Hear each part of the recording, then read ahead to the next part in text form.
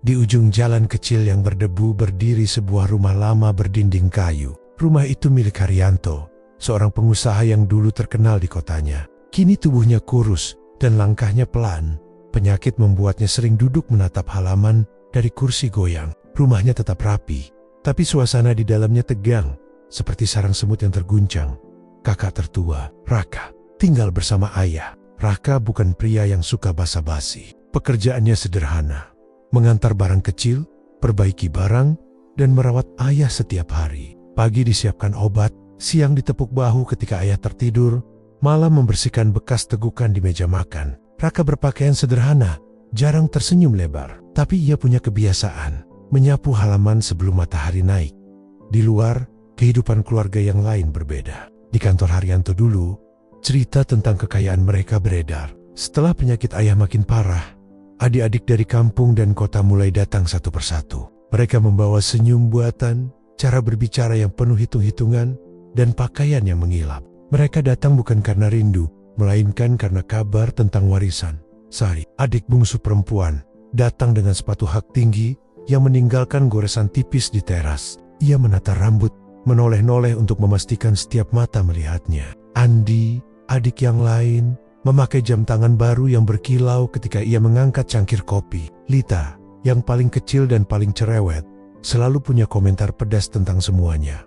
Lihat, si Raka masih sama saja. Dulu juga tidak pernah berusaha, bisik Sari pada Lita saat mereka melangkah masuk. Jangan lupa nanti kita harus pastikan nama kita tercantum di mana-mana. Lita tertawa kecil, penuh arti. Orang seperti dia, biarkan saya miskin. Tidak mungkin ayah memberikan apa-apa untuk orang miskin. Komentar seperti itu sampai ke telinga Raka.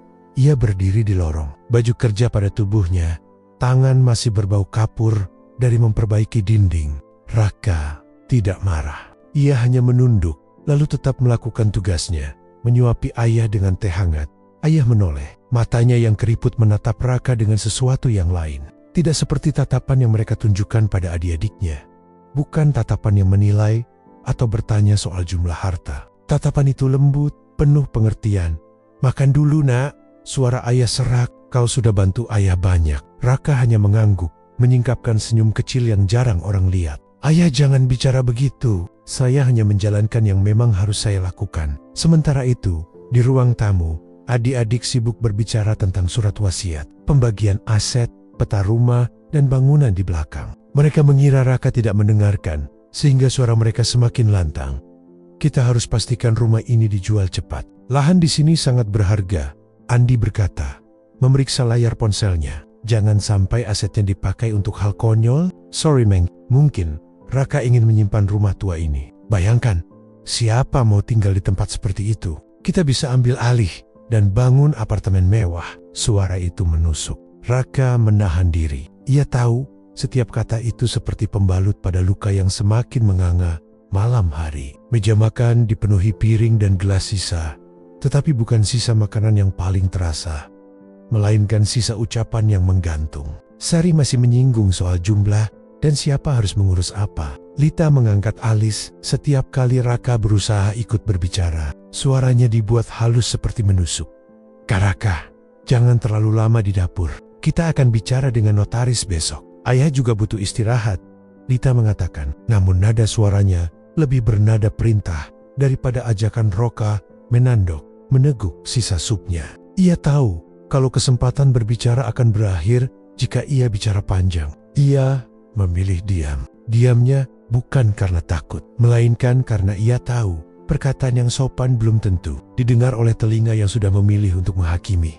Keesokan harinya, suasana rumah seperti gelanggang pertarungan. Notaris yang datang membawa berkas tebal, tanda tangan, dan pertanyaan tentang siapa saja yang berhak. Adik-adik merencanakan pembagian yang membuat Raka nyaris tidak mendapat apa-apa.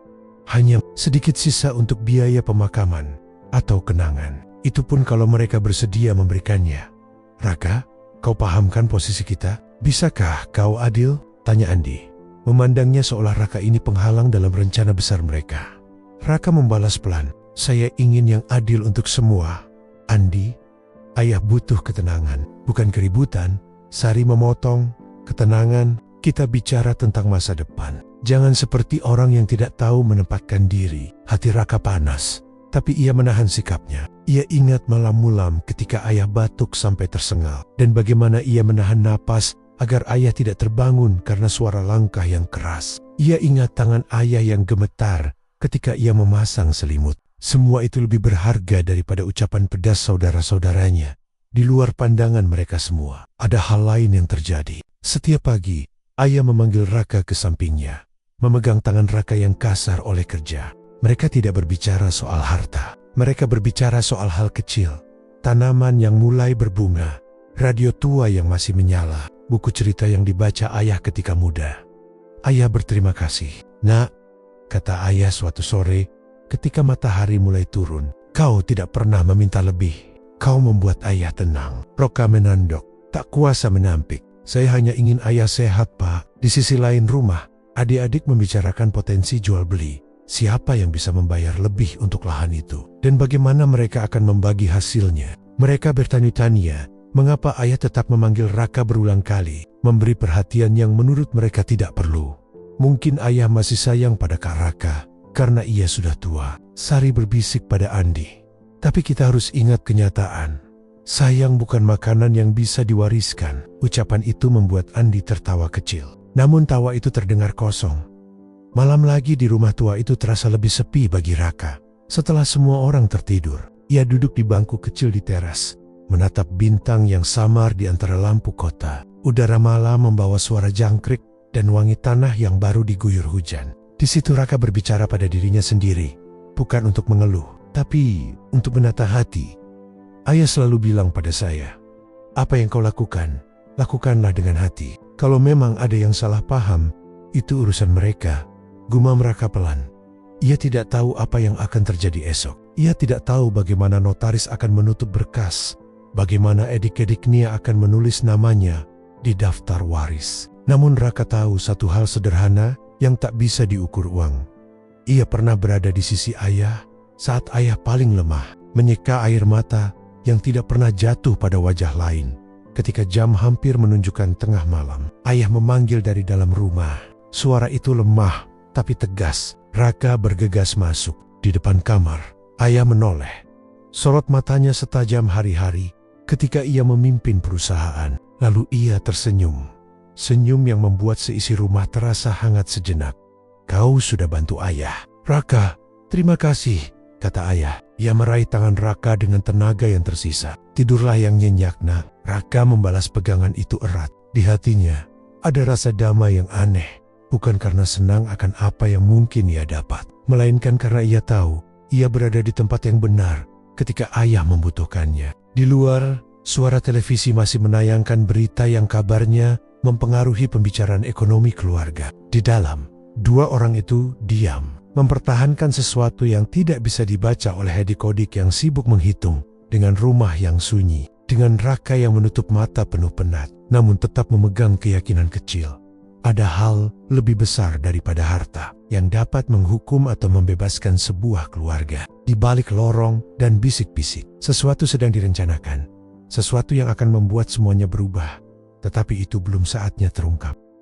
Pagi itu, aroma kopi hitam menyebar di ruang tamu, rumah kayu peninggalan almarhum Haryanto. Suasana yang dulu hangat, kini berubah menjadi dingin dan kaku. Di meja panjang, para anak Haryanto duduk berjejer. Wajah mereka tegang, pandangan penuh curiga satu sama lain. Ayah mereka baru saja dimakamkan 3 hari lalu. Air mata sudah kering, tapi yang tersisa bukan duka, melainkan pertanyaan besar. Siapa yang akan mendapat warisan? Datangnya notaris pukul 9 tepat. Suara mobil berhenti di depan rumah. Dari dalam turun seorang pria berjas hitam.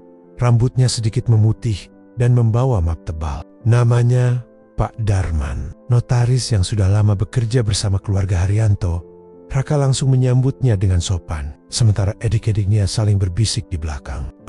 Akhirnya, kata Sari sambil melirik jam tangannya yang mahal. Semoga saja ayah tidak terlalu berbelit dalam suratnya. Timpal Lita sambil memutar mata. Yang penting, semuanya dibagi rata. Jangan ada yang main curang, tambah Andi dengan nada sinis, menatap Raka. Roka menandok, tidak menanggapi. Ia tahu pembicaraan seperti itu tidak ada gunanya. Pak Darman duduk di kursi tengah, membuka map dan berkata dengan suara tenang, "Baiklah, sesuai permintaan almarhum, surat wasiat ini baru boleh dibacakan setelah 3 hari pemakaman. Dan hari ini, tepat waktunya." Suasana mendadak hening. Hanya suara kipas angin yang berputar perlahan terdengar di ruangan itu. Awal pembacaan wasiat Pak Darman membuka amplop coklat tebal itu, lalu mengeluarkan selembar kertas yang sudah sedikit menguning. Ia membaca dengan suara pelan namun jelas. "Saya, Haryanto, dalam keadaan sehat dan sadar, menulis surat wasiat ini sebagai pembagian harta kepada anak-anak saya, yakni Raka, Andi, Sari, dan Lita." Mata adik-adik Raka langsung berbinar. Sari bahkan sudah menyiapkan pulpen kecil di tangannya, seolah siap mencatat angka. Pertama, seluruh aset berupa tanah dan rumah di Jalan Cendana, toko di Pasar Baru, serta 2 rumah kontrakan di pinggir kota. Pak Darman berhenti sebentar. Semua menahan napas. "Akan saya serahkan kepada Raka Haryanto." Tiba-tiba suasana meledak seperti kaca jatuh ke lantai. "Apa? Kau pasti bercanda, Pak? Tidak mungkin ayah melakukan itu." Sari bangkit dari kursi, wajahnya merah padam. Lita menepuk meja keras. Sementara Andi menatap Pak Darman dengan pandangan tajam. "Maaf, tapi itu tidak masuk akal. Kami semua anaknya juga. Kenapa cuma dia?" seru Sari. Pak Darman tetap tenang. Ia mengangkat tangan, memberi isyarat agar mereka duduk. "Mohon, tenang. Saya masih belum selesai membacakan." Alasan sang ayah Pak Darman melanjutkan.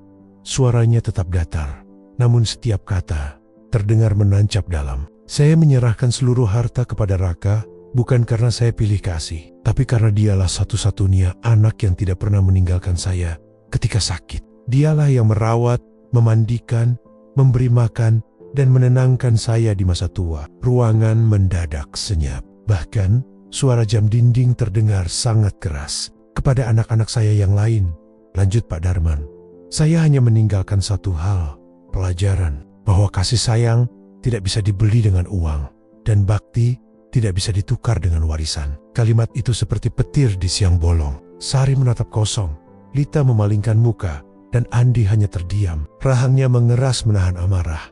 Sementara Raka yang duduk di ujung meja tampak kaget bukan main. Ia menggenggam lututnya erat, seolah tidak percaya dengan apa yang baru didengar. "Pak, saya tidak tahu apa-apa soal ini," ujarnya terbata. "Ayah tidak pernah bilang apapun tentang harta." Pak Darman menatapnya dengan lembut. "Almarhum menulis surat ini sendiri sebulan sebelum beliau meninggal, dan saya menyimpannya atas permintaan beliau. Pesannya cuma satu, beritahu anak-anakku, terutama Raka, bahwa saya berterima kasih." Kemarahan yang meledak begitu pembacaan selesai. Suasana berubah kacau. Sari berdiri, tangannya gemetar. "Ini pasti ada permainan. Kau pasti menyuap notaris itu, ya, Raka?" "Benar," Lita menimpali. "Kau pikir kami bodoh? Kau tinggal di sini bertahan-tahan untuk mencuri hati ayah." Andi bangkit, menatap Raka dengan mata tajam. "Kau merawat ayah bukan karena cinta, tapi karena kau tahu akan dapat warisan." Raka menggeleng. Suaranya tenang namun matanya berkaca-kaca. "Aku tidak tahu soal ini. Sumpah, aku cuma ingin ayah tidak kesepian. Aku tinggal di sini karena memang tempatku di sini." Namun ucapan itu tak ada gunanya. Rasa iri sudah menutup telinga mereka. "Kita bawa ke pengadilan saja," seru Sari. "Aku tidak mau 1 sen pun jatuh ke tangan orang yang memanipulasi ayah." Pak Darman menghela napas panjang. "Ibu dan bapak kalian sudah menandatangani semua surat dengan saksi lengkap. Semua sah di mata hukum. Tidak ada yang bisa digugat." Raka, ia tidak tahu apakah harus merasa bahagia, sedih, atau bersalah. Ia tahu betul, harta ini bukan hal yang ia kejar, tapi sekerong. Justru karena itu, keluarganya memusuhinya. Keheningan setelah badai setelah notaris pergi, rumah itu kembali sunyi. Tapi bukan sunyi yang damai, melainkan sunyi yang menyesakkan. Sari dan Lita langsung berkemas. Wajah mereka masam tanpa berpamitan. Andi menatap Raka lama, lalu berkata dengan suara pelan namun dingin, "Kau pikir kau menang hari ini? Lihat saja nanti." Ia pergi tanpa menoleh lagi. Tinggallah Raka seorang diri di ruang tamu. Sinar sore menembus jendela, menyinari debu yang menari di udara. Di kursi goyang, tempat ayahnya biasa duduk, masih tergantung selendang tua berbau minyak kayu putih. Raka berjalan pelan ke sana, menyentuh sandaran kursi itu. Dalam hatinya ada perasaan campur aduk, kehilangan, rindu dan beban besar yang baru saja jatuh di pundaknya. Kenapa ayah tidak bicara dulu? Bisiknya lirik. Sekarang mereka membenciku. Air mata yang sejak tadi ia tahan, akhirnya jatuh juga. Tidak karena bahagia mendapat warisan, tapi karena menyadari bahwa warisan itu datang bersama kesepian yang jauh lebih berat dari kemiskinan. Malam itu, Raka duduk di teras rumah, menatap langit yang gelap. Di tangannya tergenggam surat wasiat ayah yang sudah ia baca berulang kali. Ia tahu hidupnya tak akan sama lagi. Ia bukan lagi Raka yang dianggap remeh, tapi ia juga bukan Raka yang bebas dari luka. Dari jauh, angin membawa suara samar dari jalan depan. Mungkin suara Sari yang berteriak ke arah mobilnya, atau mungkin hanya suara bayangan masa lalu. Raka menarik napas panjang. Kalau ini memang takdirku, biarlah aku jalani. Aku hanya ingin menjaga apa yang ayah tinggalkan, bukan untuk diriku, tapi untuk kenangan. Ia menatap langit, seolah berharap ayahnya mendengar. Lalu ia tersenyum kecil, senyum yang tidak bahagia, tapi juga tidak putus asa dengan seorang anak sulung yang akhirnya kaya harta, tapi miskin pelukan keluarga. Sudah 2 minggu sejak surat wasiat itu dibacakan, namun suasana di rumah warisan itu masih terasa berat. Raka kini tinggal seorang diri di rumah besar peninggalan ayahnya. Rumah yang dulu penuh suara tawa, kini hanya berisi gema langkahnya sendiri. Setiap pagi, ia menyapu halaman seperti biasa, memberi makan ikan di kolam, dan menyiapkan kopi di meja makan tempat ayahnya dulu duduk. Tapi kini, tak ada lagi suara batuk kecil dari kamar. Tak ada lagi panggilan nak yang membuatnya bergegas. Yang ada hanya sunyi. Raka sering berdiri lama di depan foto keluarga yang tergantung di ruang tamu. Di sana ada gambar ayah, ibu, dirinya, dan ketiga adiknya yang tersenyum di masa kecil. Semua tampak bahagia dalam bingkai itu, seolah waktu berhenti di saat yang paling indah. Namun kini, senyum di foto itu terasa seperti ejekan, mengingatkan bahwa yang dulu satu, kini terpika luka yang tidak terlihat hari itu. Raka mencoba memberanikan diri menelpon adik-adiknya. Ia tahu mereka masih marah, tapi tetap ingin memperbaiki hubungan. Telepon pertama ia tujukan ke Andi. Suara sambungan berdering, lama sebelum akhirnya diangkat. "Halo Andi, ini Raka," ucapnya pelan. "Ada, jawab Andi cepat. Nada suaranya dingin. "Aku cuma ingin bicara. Aku tahu kamu kecewa. Tapi, sudahlah Kak, tidak usah pura-pura peduli. Kau sudah dapat semuanya kan? Untuk apa lagi telepon? Aku tidak mau kita saling bermusuhan. Rumah ini juga milik kita semua dalam kenangan." "Cukup," potong Andi. "Aku tidak punya kenangan yang layak di rumah itu lagi." Lalu sambungan terputus. Raka menatap ponselnya lama. Ia tahu Andi marah bukan hanya karena uang, tapi karena merasa kalah. Kalah oleh seseorang yang selama ini dianggap tidak berarti. Ia mencoba lagi menghubungi Sari, tapi hanya terdengar nada sambungan sibuk. Lita bahkan sudah memblokir nomornya. Dunia seakan menutup pintu, dan Raka berdiri di luar, mengetuk tanpa jawaban. Desas-desus di kampung beberapa hari kemudian, tetangga-tetangga mulai berbisik. Mereka melihat mobil Sari dan Andi berhenti di depan rumah notaris beberapa kali. Ada juga yang bilang mereka mencoba mengurus surat gugatan baru. Meski tak punya dasar hukum, di warung dekat jalan, orang-orang membicarakan Raka. Ada yang memujinya sebagai anak berbakti, tapi ada pula yang menyindirnya beruntung dapat warisan besar. Raka mendengarnya sesekali saat membeli sayur. Ia hanya tersenyum dan menunduk. Namun dalam hatinya, setiap kata itu seperti jarum kecil. Bukan karena malu, tapi karena ia tahu kebenaran tidak selalu dipercaya. "Kalau ayah masih hidup," gumamnya suatu sore, "mungkin beliau sedih melihat kami begini." Kedatangan yang tidak terduga sore itu, hujan turun deras. Raka baru saja menyalakan lampu ruang tamu ketika terdengar suara ketukan keras di pintu depan. Ia berjalan cepat, membuka pintu, dan terkejut melihat siapa yang berdiri di sana. Sari, wajahnya basah oleh hujan, matanya sembab, tapi ekspresinya keras seperti biasa. "Aku mau bicara," katanya pendek. "Masuklah dulu Sari, kau basah," ujar Raka lembut. Sari masuk tanpa banyak bicara. Raka mengambilkan handuk, tapi ia menolaknya. Mereka duduk berhadapan di ruang tamu, ruang yang dulu sering jadi tempat mereka bermain saat kecil. "Aku tidak datang untuk minta maaf," kata Sari akhirnya. "Aku hanya mau tahu, apa benar ayah menulis surat itu sendiri?" Raka mengangguk. "Benar, notaris punya rekamannya, dan ada saksi. Aku bahkan tidak tahu sebelum surat itu dibacakan." "Lalu, kenapa harus semuanya diberikan padamu?" "Kami juga anaknya Kak. Mungkin karena aku tinggal di sini Sari," karena aku menemani beliau. Tapi percayalah, aku tidak pernah minta. Sari menatapnya lama. Ada sesuatu di matanya.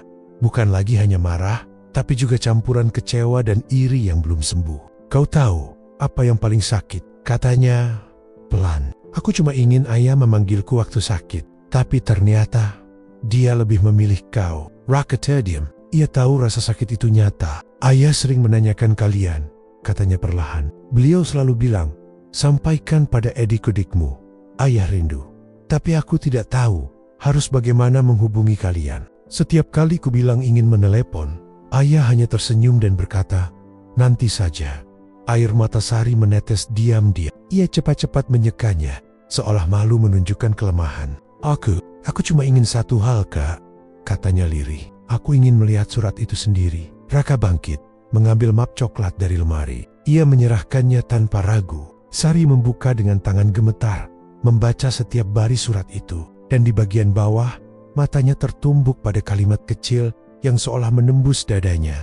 Untuk Sari, Andi, dan Lita, ayah minta maaf karena tidak bisa memberi banyak. Tapi ayah harap kalian mengingat bahwa kasih sayang tidak diukur dari angka. Doakanlah kakakmu, karena ia akan memikul tanggung jawab yang berat. Sari menutup surat itu perlahan. Matanya kini tidak lagi menyala marah, melainkan kosong, penuh penyesalan yang baru disadari. AYAH. Ternyata sudah tahu semuanya, ucapnya pelan. Dan aku sibuk menghitung, bukan menghargai. Raka hanya diam. Ia tahu kata-kata tidak akan cukup untuk menyembuhkan luka yang lahir dari keserakahan. Sebuah awal baru sore mulai meredup. Hujan mereda menjadi gerimis. Sari berdiri hendak pergi.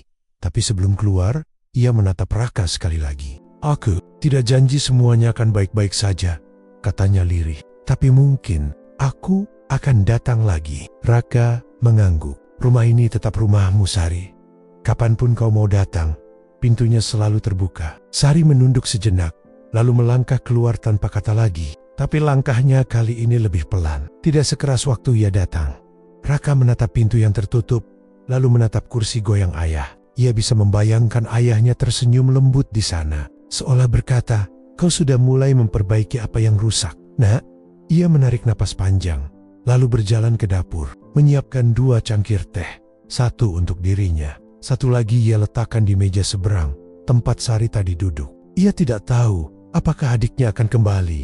Tapi ia ingin percaya. Malam itu, Raka duduk di teras, menatap langit yang mulai jernih setelah hujan. Udara terasa segar, dan bulan perlahan muncul di balik awan. Untuk pertama kalinya, sejak ayahnya meninggal, ia merasa sedikit lebih ringan. Mungkin luka keluarganya belum sembuh, tapi setidaknya ada harapan. Ia bergumam pelan, ayah, mungkin ini cara Tuhan. Bukan aku yang diuji dengan harta, tapi kami semua diuji dengan hati. Dan di bawah cahaya bulan itu, Raka menatap rumah tua peninggalan ayahnya. Rumah yang dulu jadi saksi perebutan, kini perlahan menjadi tempat penyembuhan dengan ketenangan kecil yang tulus. Tapi juga pertanda bahwa perjalanan Raka belum selesai. Karena warisan sejati bukan yang ada di lembaran kertas, tapi yang tersisa di hati yang bersedia memaafkan. Pagi di rumah peninggalan ayah terasa berbeda. Udara masih dingin, embun masih menggantung di ujung daun, dan suara ayam dari rumah tetangga menandai hari baru. Tapi di dalam hati Raka, ada rasa yang belum tenang, seperti gelombang kecil yang tak henti menghempas sekarang.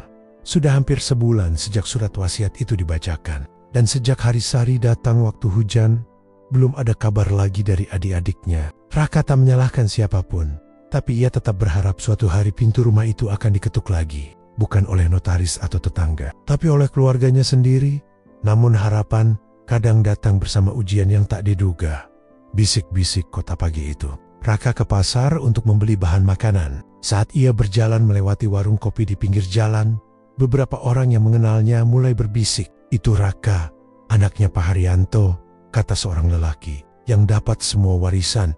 Ya, sahut yang lain. Katanya adik-adiknya sekarang jatuh miskin. Ada yang usahanya bangkrut, ada yang rumahnya disita. Rocket, ia tidak ingin mendengarnya, tapi ucapan itu terus bergema di kepala. Ia tahu, Andi dulu memiliki usaha percetakan, tapi memang sedang lesu. Sari katanya menjual butik kecilnya, dan Lita, yang dulu sering berlibur ke luar negeri. Kabarnya, kini terjerat utang karena gaya hidupnya. Ia menatap karung sayur di tangannya, lalu menandok. Tuhan, apakah ini cobaan bagi mereka atau teguran bagi kami semua? Gumamnya lirih. Pertemuan yang tak terduga sore hari. Saat Raka sedang menyiram tanaman di halaman, terdengar suara motor berhenti di depan pagar. Ia menoleh dan hampir tak percaya Andi berdiri di sana dengan wajah lesu dan pakaian kusut. Andi, panggil Raka.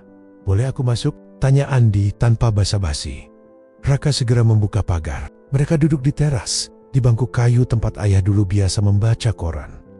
Andi diam lama sebelum akhirnya bicara. Aku datang bukan untuk membahas warisan. Aku capek, Kak. Capek bagaimana? Usahaku bangkrut. Teman-teman yang dulu dekat semua pergi. Aku bahkan hampir kehilangan rumah. Raka menatapnya dengan iba. Kenapa tidak bilang dari dulu? Andi menghela napas berat. Aku malu. Aku dulu yang paling keras menuduhmu tamak. Tapi ternyata aku yang rakus. Aku ingin semuanya cepat. Aku pikir uang bisa menutup semua, termasuk rasa bersalah pada ayah. Tapi aku salah. Suara Andi bergetar. Untuk pertama kalinya sejak bertahun-tahun, Raka melihat adiknya menangis. Bukan karena marah, tapi karena hancur.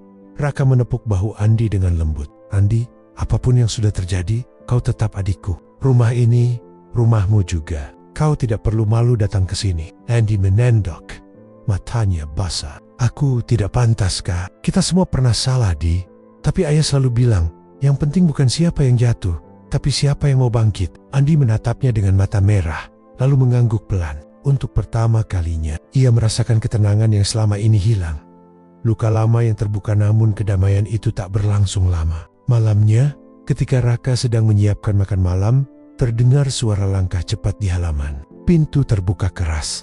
Lita berdiri di sana, wajahnya penuh amarah. Kau puas sekarang, Kak? Terry. Lita, kenapa bicara begitu? Kau pikir aku tidak tahu? Sari dan Andi datang padamu satu persatu, lalu berubah lembek. Kau mau terlihat suci? Ya. Raka menghela napas panjang. Lita, aku tidak pernah berusaha merebut siapapun. Aku hanya ingin kita berdamai.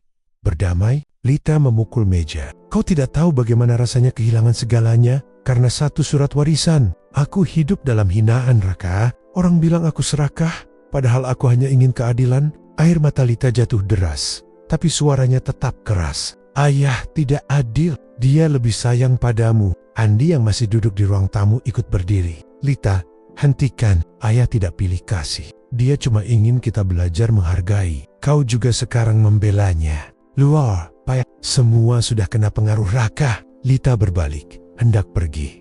Tapi Raka menahan lengannya. Lita, dengarkan aku sebentar. Lepes, aku tidak ingin mengambil apapun darimu. Kalau kau butuh tempat, tinggal di sini. Kalau kau butuh uang, aku bantu. Tapi tolong, jangan benci ayah hanya karena harta. Lita matanya menatap Raka lama.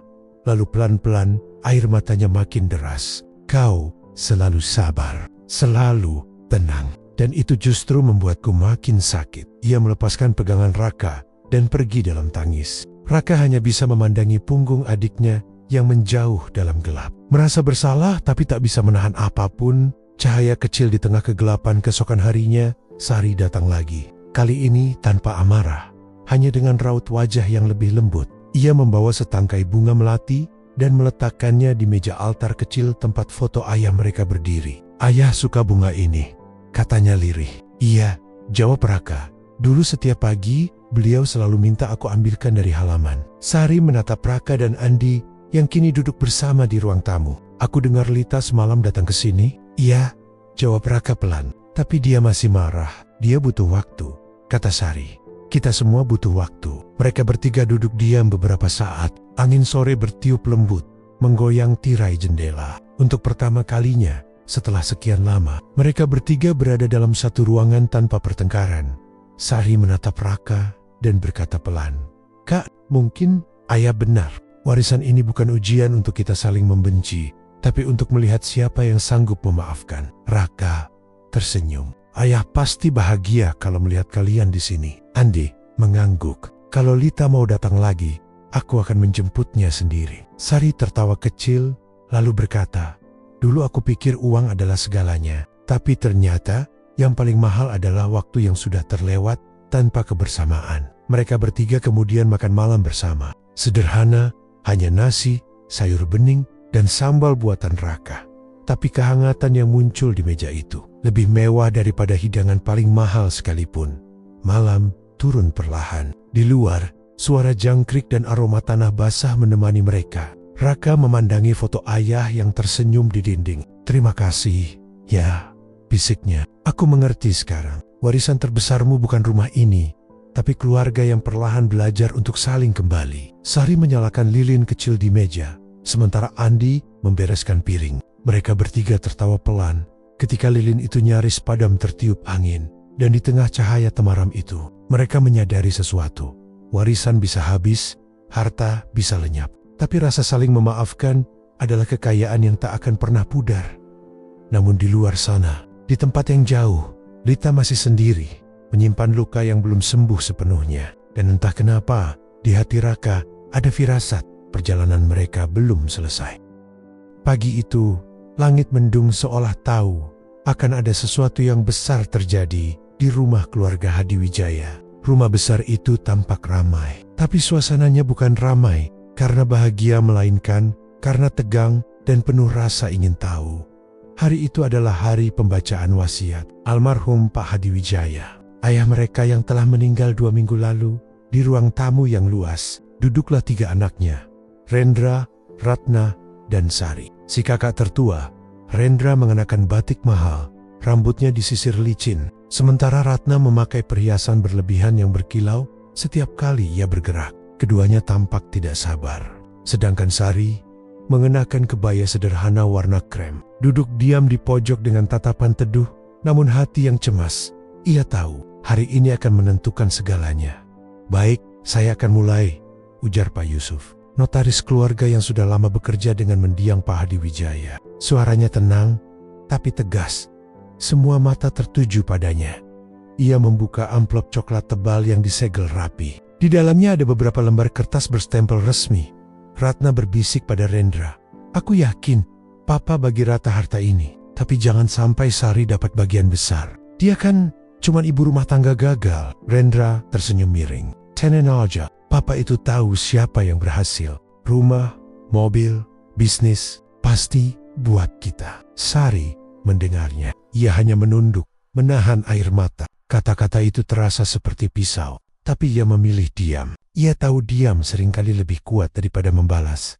Pak Yusuf mulai membaca. "Saya, Hadiwijaya, dalam keadaan sadar dan tanpa paksaan, menulis wasiat ini sebagai pembagian harta kepada anak-anak saya." Rendra menegakkan badan. Ratna tersenyum lebar. "Pertama, kepada anak saya, Rendra Hadiwijaya. Saya wariskan usaha properti yang saat ini dikelola oleh perusahaan Hadiwijaya Group." Rendra langsung menepuk pahanya. "Tuh kan, aku udah bilang," serunya pelan. Pak Yusuf melanjutkan, "Namun dengan catatan, Rendra tidak boleh menjual saham atau mengalihkan kepemilikan selama 2 tahun setelah wasiat ini dibacakan." Rendra sedikit mengernyit, tapi ia tetap senang. "Kedua, kepada anak saya, Ratna Hadiwijaya, saya wariskan rumah di kawasan Menteng dan tabungan sejumlah 2 miliar rupiah. Ratna nyengir puas. "Ya, 2 miliar. Akhirnya Papa tahu siapa yang paling perhatian," katanya dengan bangga. Sari tetap diam. Ia menatap lantai, mencoba menyiapkan hatinya untuk bagian terakhir, mungkin sekadar sedikit uang atau kenangan kecil. Ia tidak berharap banyak. Lalu, suara Pak Yusuf sedikit bergetar saat membaca bagian berikutnya. "Dan terakhir, kepada anak saya, Sari Hadiwijaya." Ruangan mendadak sunyi. Ratna berdecak kecil. "Paling cuma kebun belakang rumah atau motor tua Papa," bisiknya sinis. Tapi kemudian Pak Yusuf melanjutkan, "Saya serahkan seluruh kepemilikan tanah, rumah induk keluarga di Cipanas, beserta seluruh isi rekening utama atas nama saya. Karena dialah satu-satunya anak yang merawat saya hingga akhir hayat." Semua terdiam. Ratna terpaku. Rendra menatap tak percaya. "AP," seru mereka bersamaan. "Sorry Menandok." Air matanya jatuh tanpa bisa ditahan. Pak Yusuf melanjutkan kalimat terakhir. "Saya tahu, Sari mungkin tidak memiliki harta seperti saudara-saudaranya, tapi dia memiliki hati. Don bogi saya, itu lebih berharga daripada apapun." Keheningan menyelimuti ruang itu. Ratna langsung berdiri. Ini gak mungkin. Papa pasti dipengaruhi Sari sebelum meninggal. Rendra menimpali. Iya. Papa udah sakit waktu itu. Dia gak sadar waktu tanda tangan. Pak Yusuf menatap mereka tenang. Tanda tangan ini disahkan secara hukum. Disaksikan 2 orang dokter dan notaris. Wasiat ini sah. Ratna jatuh terduduk. Rendra mengepalkan tangan, menahan amarah. Sari hanya menatap mereka dengan mata berkaca. Aku gak minta ini, Ren. Nah, aku bahkan gak tahu Papa bikin wasiat seperti ini. Ah, sudahlah. Jangan pura-pura suci, teriak Ratna dengan nada getir. Kamu pura-pura miskin, pura-pura peduli, cuma biar dikasihani Papa. Sari menunduk lagi. Ia tak membalas. Namun air matanya terus menetes. Pak Yusuf menutup mapnya dan berdiri. Wasiat sudah dibacakan. Keputusan ini tidak bisa diganggu-gugat. Rendra berdiri dan pergi dengan langkah berat. Ratna menyusul sambil menangis. Bukan karena sedih melainkan karena marah dan malu. Tinggallah Sari di ruangan itu. Duduk sendiri. Ia memegang foto ayahnya yang terpajang di dinding. Wajah itu tersenyum hangat seperti dulu. Ayah, aku gak tahu harus bilang apa. Tapi makasih, ya. Aku janji akan menjaga rumah ini seperti dulu aku menjaga ayah. Angin lembut meniup tirai jendela. Di luar, hujan turun pelan-pelan. Seolah alam pun ikut menangis bukan karena kehilangan, tapi karena keadilan. Akhirnya menemukan jalannya. Sudah 2 minggu berlalu sejak pembacaan wasiat itu. Tapi luka di hati Rendra dan Ratna masih terasa segar. Seperti baru kemarin mereka mendengarnya. Kabar tentang pembagian harta keluarga Hadiwijaya menyebar cepat di lingkungan mereka. Orang-orang mulai membicarakan bahwa si kakak tertua yang dulu dianggap miskin ternyata justru mewarisi semua kekayaan sang ayah. Rendra malu luar biasa. Sebagai pengusaha yang selama ini dikenal sukses, ia merasa martabatnya runtuh karena berita itu. Sementara Ratna, yang dulu selalu pamer kehidupan mewah di media sosial, kini diam-diam menahan amarah dan rasa tidak terima. Pagi itu, mereka bertemu di sebuah kafe mewah di kawasan Senopati. Rendra datang lebih dulu, mengenakan jas abu-abu dan kacamata hitam. Ratna menyusul dengan gaun elegan, tapi wajahnya muram.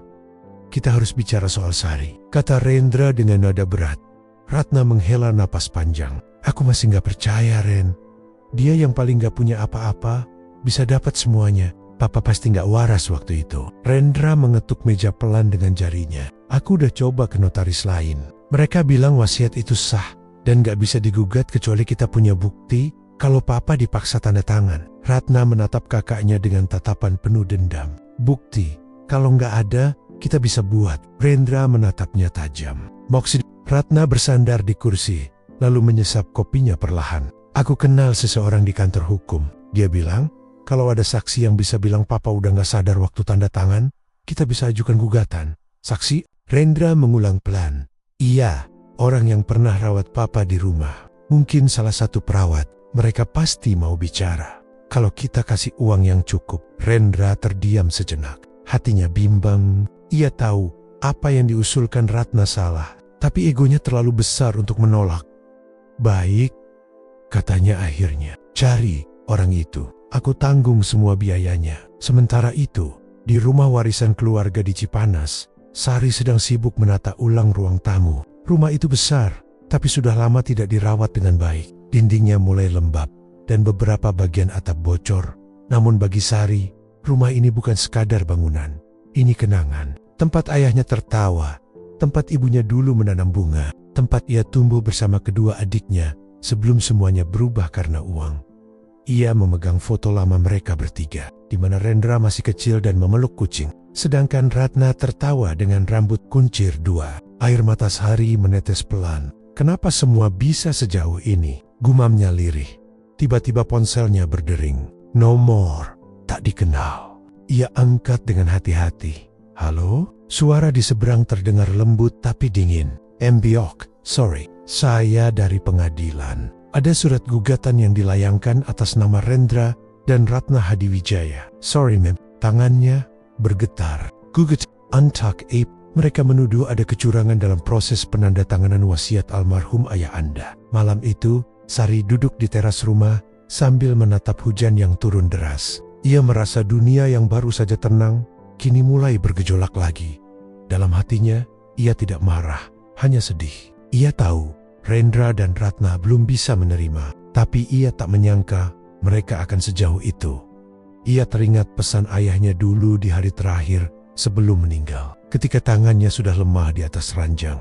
Sari, kalau nanti ayah sudah nggak ada, jangan benci adik-adikmu. Kadang, orang yang kamu sayangi bisa lupa caranya berterima kasih. Tapi jangan biarkan hatimu berubah. Air mata Sari jatuh lagi.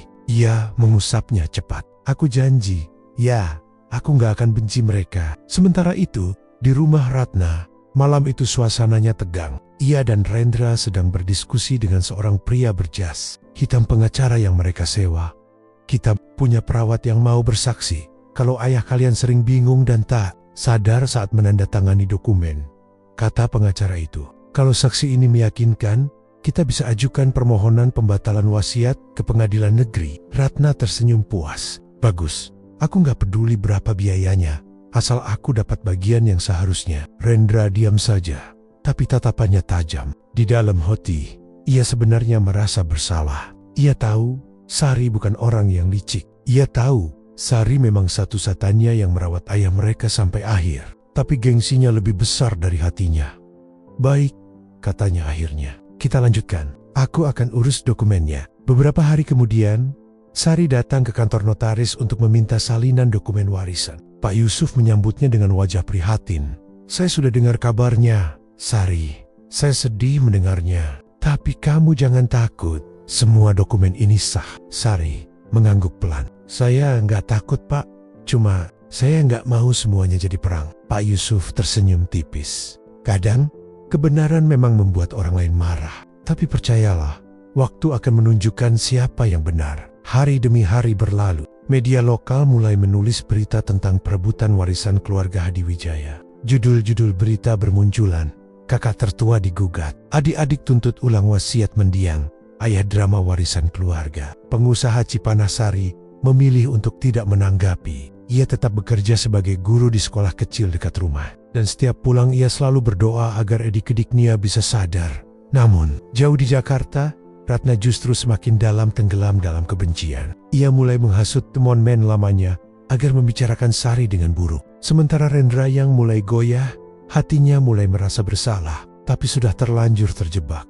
Malam itu, Rendra duduk sendirian di balkon apartemennya. Ia menatap ke arah langit Jakarta yang penuh lampu. Dalam benaknya, wajah Sari muncul. Wajah kakaknya yang dulu sering membantu mengerjakan piat. Wajah yang selalu sabar meski ia sering marah tanpa alasan.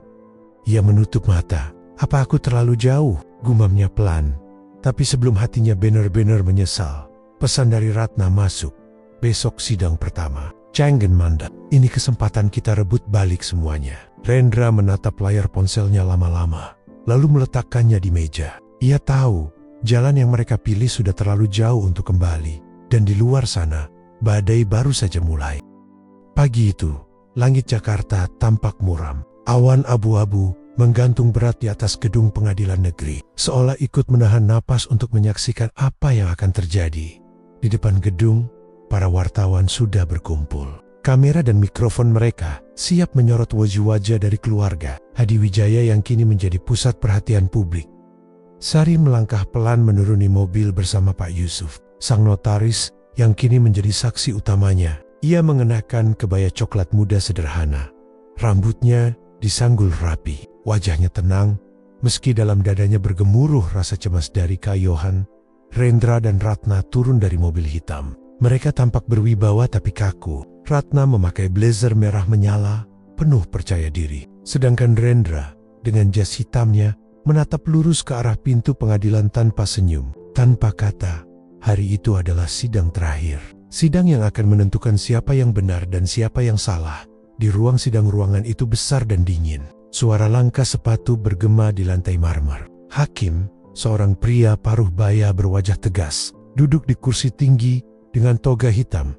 Sidang perkara gugatan pembatalan wasiat atas nama almarhum Hadiwijaya dinyatakan dibuka, ujarnya dengan nada dalam. Sari duduk di kursi tergugat, sementara Rendra dan Ratna di kursi penggugat bersama pengacara mereka. Semua mata tertuju ke depan, ketika hakim mempersilakan saksi pertama. Perawat pribadi almarhum yang mereka sewa untuk memberi kesaksian, saksi palsu perawat itu tampak gugup, tapi berusaha bicara meyakinkan. Saya ingat, waktu Pak Hadi Wijaya menandatangani dokumen itu, beliau sudah sering lupa waktu, bahkan sering memanggil saya dengan nama anaknya sendiri. Ratna menatap penuh harap. Pengacara mereka tersenyum, tapi dari kursinya, Sari hanya menunduk. Ia tahu perawat itu tidak sedang berkata jujur. Hakim mengangguk, mencatat. Baik, apakah pihak tergugat ingin mengajukan pertanyaan? Pak Yusuf berdiri. Dengan nada tenang ia bertanya, "Saudara saksi, apakah Anda tahu bahwa pada hari tanda tangan wasiat, ada 2 dokter yang memeriksa dan menyatakan kondisi almarhum dalam keadaan sadar penuh?" Perawat itu terdiam. Ia tidak menyangka pertanyaan itu muncul. Dan apakah Anda tahu bahwa ada rekaman video yang menunjukkan proses penandatanganan itu? Ruangan langsung riuh. Ratna terperanjat. Rendra menatap kaget. "Video?" tanya hakim. Pak Yusuf mengangguk. "Ya, Yang Mulia. Rekaman tersebut dibuat atas permintaan almarhum sendiri sebagai dokumentasi pribadi. Kami sudah menyerahkan salinannya ke pengadilan." Hakim memberi isyarat pada panitera untuk memutar video itu di layar besar. Rekaman wasiat suasana mendadak hening. Layar menampilkan wajah Pak Hadi Wijaya yang duduk di kursi roda. Wajahnya lemah tapi matanya penuh kesadaran. Ia menatap kamera dan berkata dengan suara pelan namun jelas, "Saya sadar sepenuhnya. Saya ingin menulis wasiat ini bukan karena tekanan siapapun. Hanya satu alasan.